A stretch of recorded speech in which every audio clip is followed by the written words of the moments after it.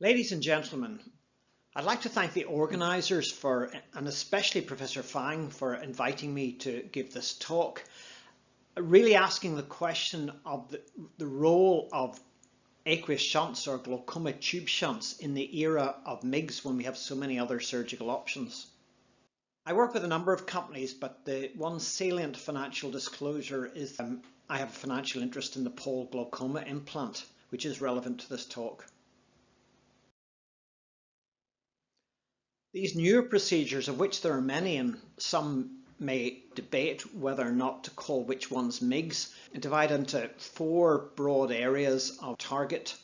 Overall, when we talk about MIGS, we generally think of the Schlemm's canal with a number of procedures that divide up into stenting procedures, cutting procedures, and ab-internal canaloplasty, which is a type of dilating procedure.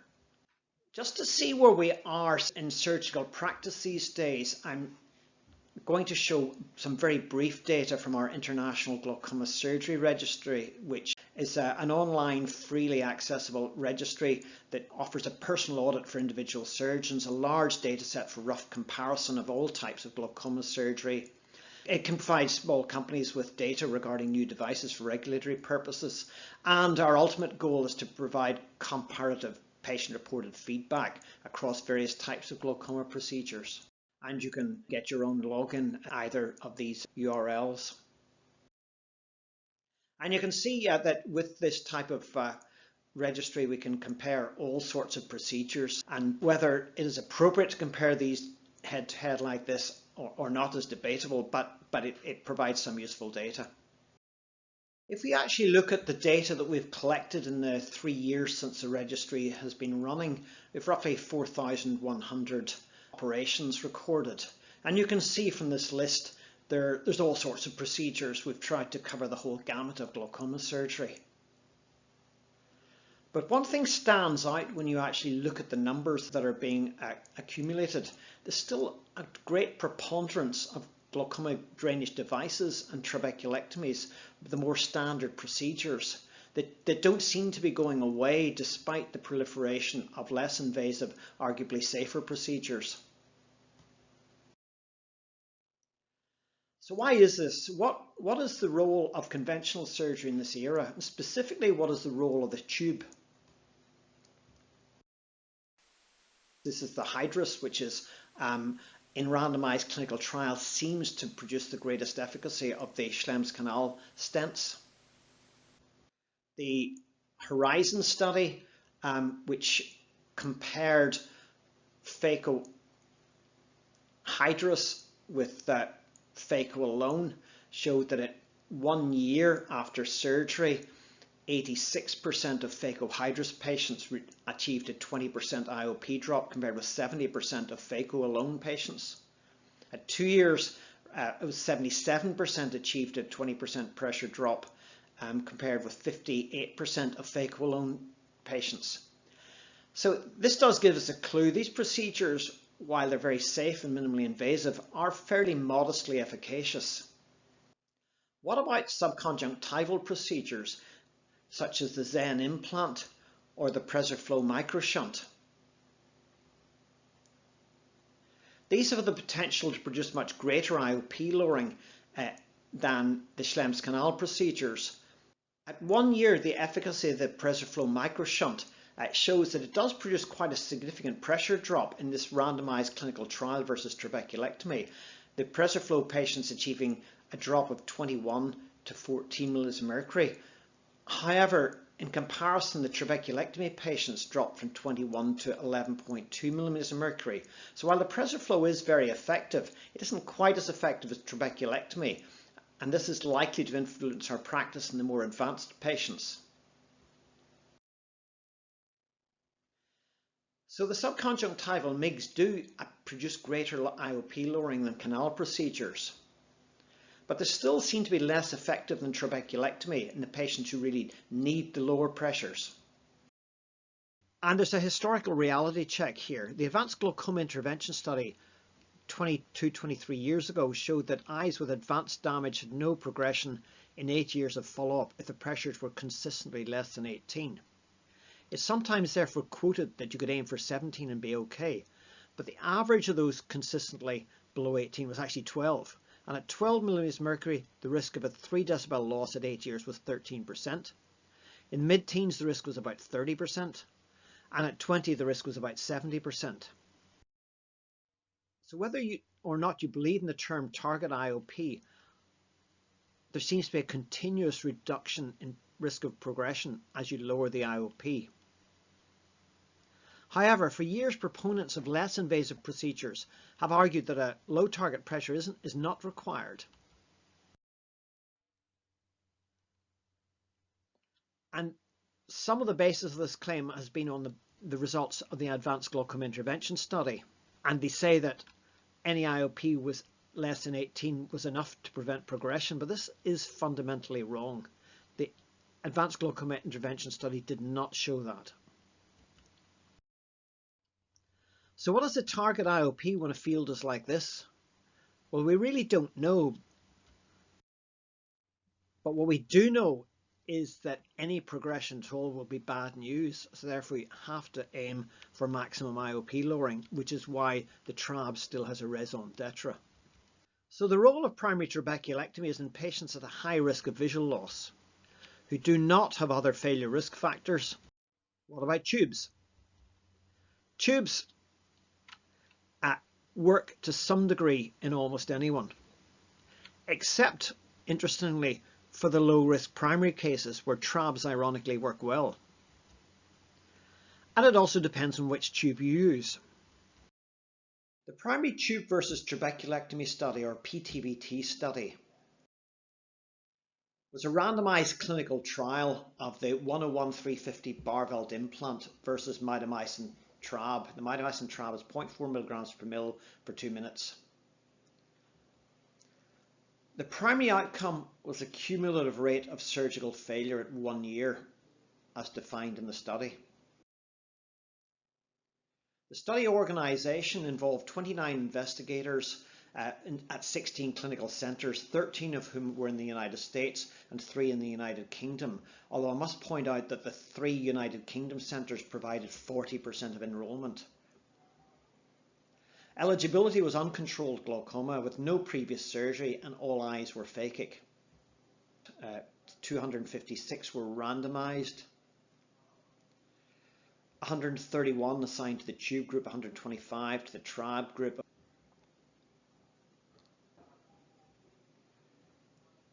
And 103 tubes and 97 TRABs completed the 3-year follow-up visit. At baseline, the average pressure was around 23 to 24 in the 2 groups and wasn't significantly different. The TRAB group had slightly higher pressures and slightly more medication. At 3 years, however, the TRABs had slightly lower pressures than the tubes on slightly less medication, and this actually was highly statistically significant.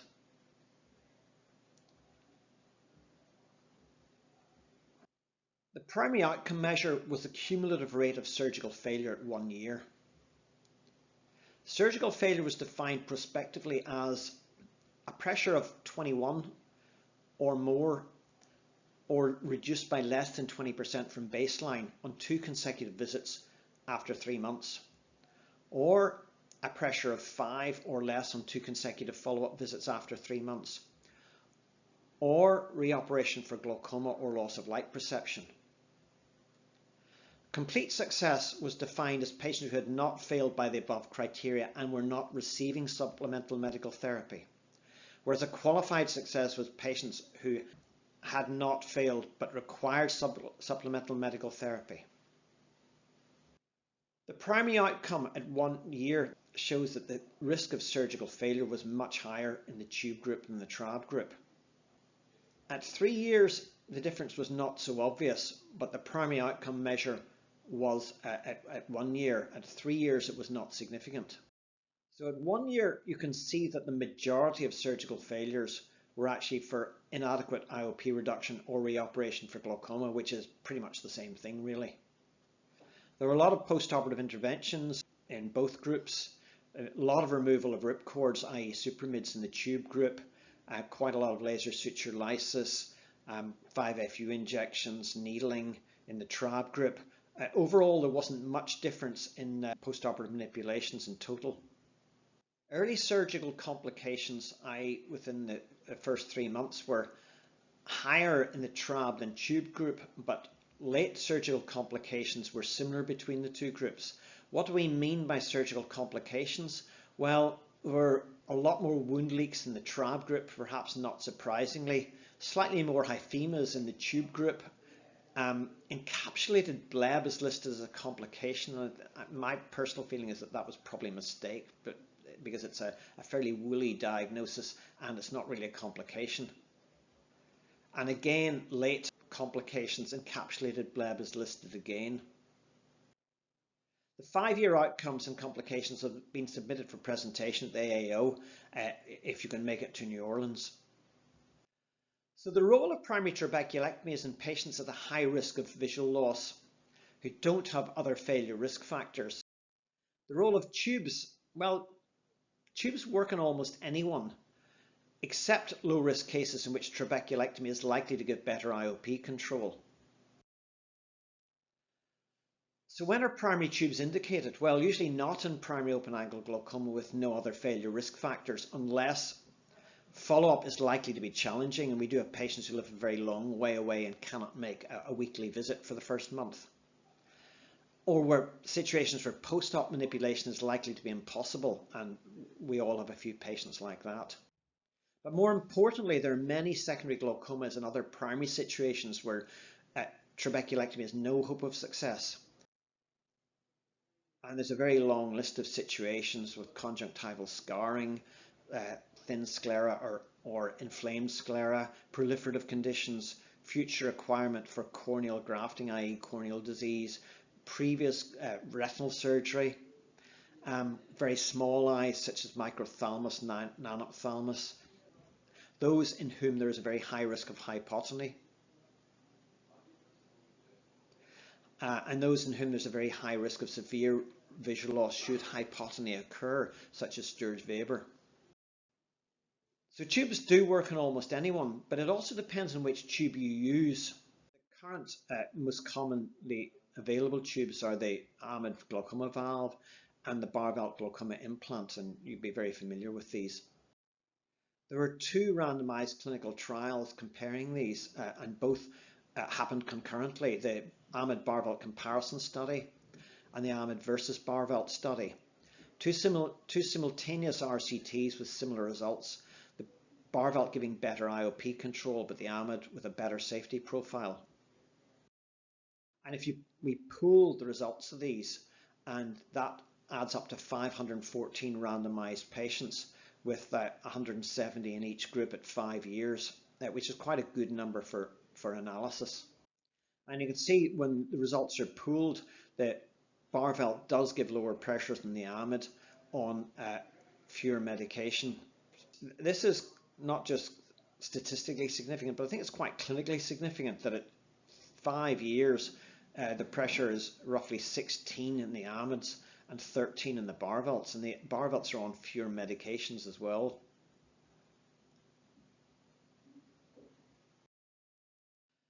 So tubes do work in almost everyone to some degree, except low risk primary cases, and specifically those with low starting pressures. But this specifically relates to the Barvalt 101-350. So is the Barvalt 101-350 applicable to anyone who needs a tube? Well, no, it isn't, and this is very important. There are those with high risk of hypotony from tubes such as JIA, chronic severe uveitis, multiple CPCs, chemical burns, and the Barvalt is really not for these patients, and it is a mistake to assume that one size fits all. And specifically, if you use mito with tubes, you should not use it in these cases. Severe JIA or severe uveitis from early childhood, you really need to avoid mito and consider something like a single plate Maltino or a 250 Barvalt or an AMID valve. And the same is true of severe ocular ischemia, such as severe neovascularization, as we used to see prior to the introduction of anti-VEGFs.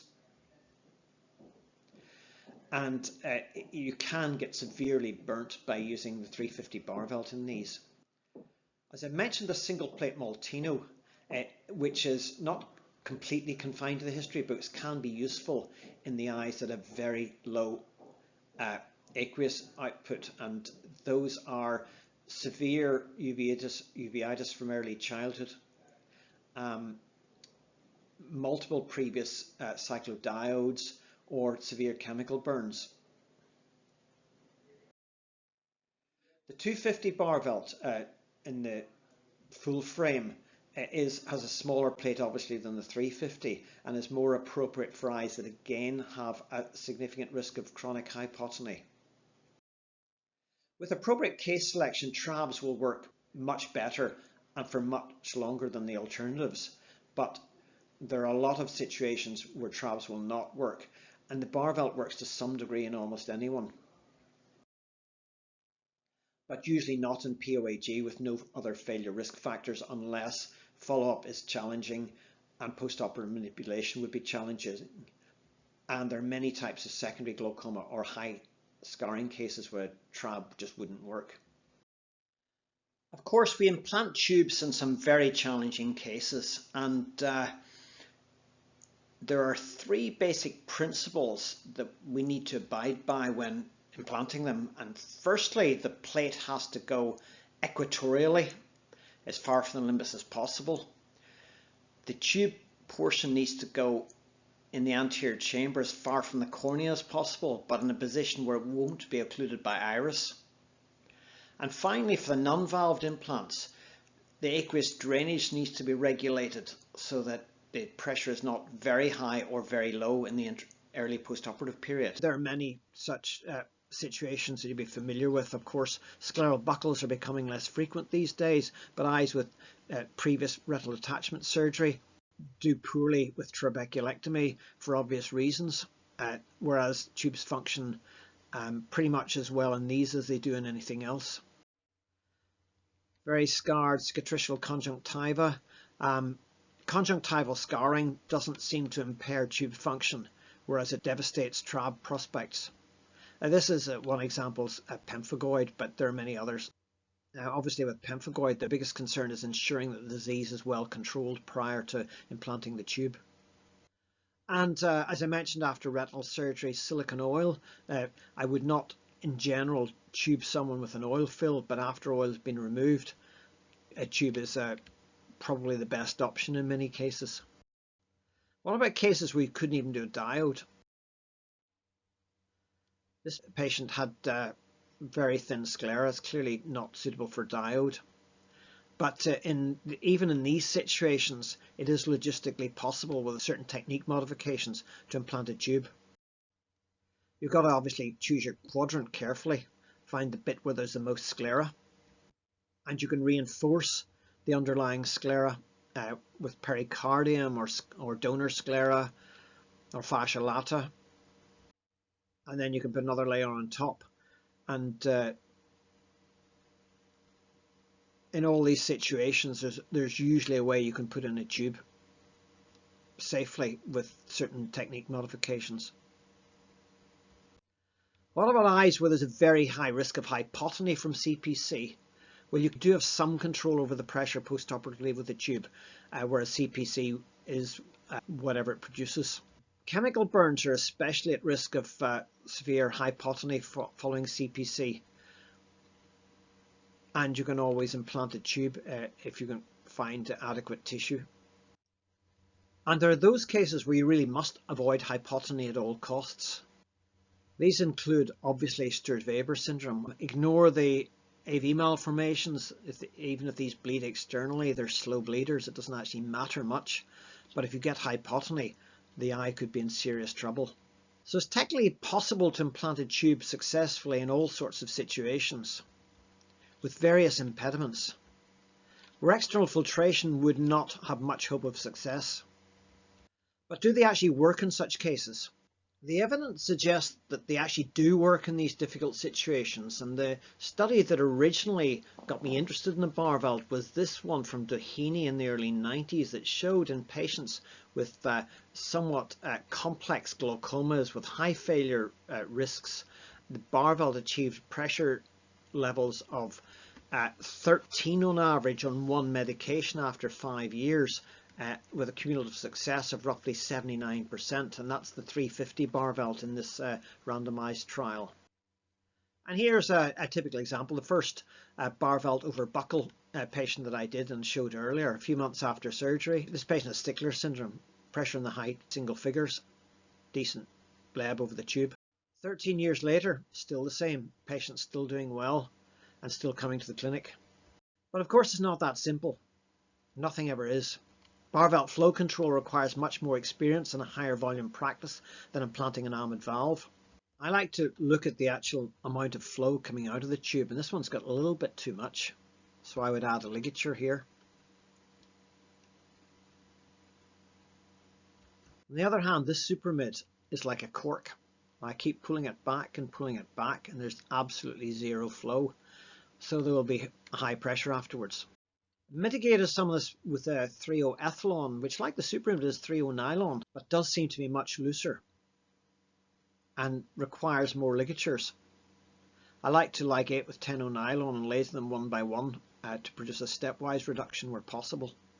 Tubes have other issues: corneal endothelial cell loss, exposure, diplopia. This is a prospective study performed in my clinic by Scott Howe, looking at endothelial cell loss in relation to Barvelt implant position in the angle. And these are the results. If the tube entry site was completely behind Swalby's line, after 5 years you lose just under 25% of endothelial cells. But as it crosses Swalby's line, it goes up to almost 50% loss at 5 years. Interestingly, if it's right in the cornea, there's slightly less loss than there was anterior to Swalby's line. But these are the respective graphs. So tube entry site in the angle away from Swalby's line gives you about half the endothelial cell loss than tube entry site around Swalby's line. So the tube tip should never be against the cornea, but the tube entry site shouldn't be either. And you can always sulcus fixate the tube behind an existing iridectomy, as in here, or make your own iridectomy. Exposure. It's important to get the plate as far from the limbus as possible. Plate exposure is a nightmare when it occurs.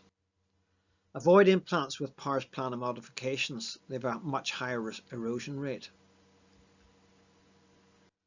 I currently use fascia lata, which is easily available off the shelf and doesn't require lasing with an eye bank. It's thicker and harder wearing than pericardium. Diplopia is unpredictable, but this was the primary tube versus trabeculectomy results, which interestingly show slightly less diplopia than in studies involving more complex patients, and it may be that multiple surgical procedures in the past increase the risk of diplopia, which seems logical. So MIGS have clearly shown that there can be real innovation in glaucoma surgery, but is there any real innovation at the heavy end of the spectrum, i.e. in tube implants? It feels as if there's been very little innovation in the last 25 years. Well, there has been one innovation. The tube lumen of the pole glaucoma implant at 127 microns is significantly smaller than the lumen of either the Amid valve or the Barvelt. Does this matter? Well, it can be occluded with a 6O proline suture rather than a 3O, which is required for the Barvelt. So it really is quite significantly smaller. The tube is typically stented all the way into the anterior chamber. In most cases, this provides enough resistance to prevent early hypotony without a ligature. The proline stent is seen here in the anterior chamber on gonioscopy. In contrast to ligation, which results in high early pressures, stenting permits regulation of aqueous flow, and you can see the drainage at the back of the plate.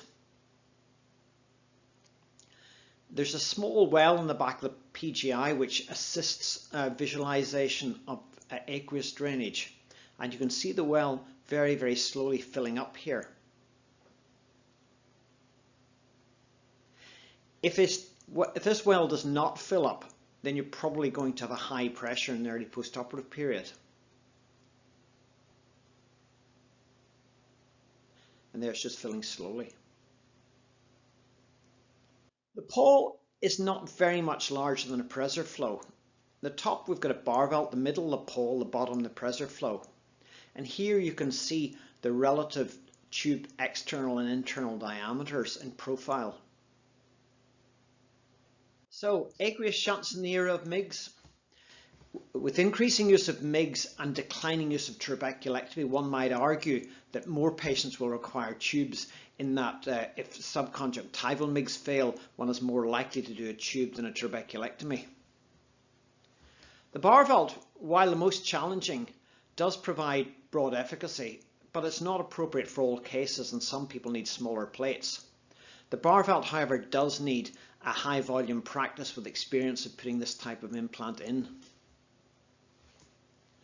The pole is a little more forgiving. It is a smaller tube and is likely to have a lower long-term morbidity than the bar valve with similar efficacy, but this does remain to be proven. This trend to lower invasiveness is spreading to conventional tubes as well, and this is long overdue and should not compromise efficacy. Ladies and gentlemen, thank you very much for your attention and for the kind invitation.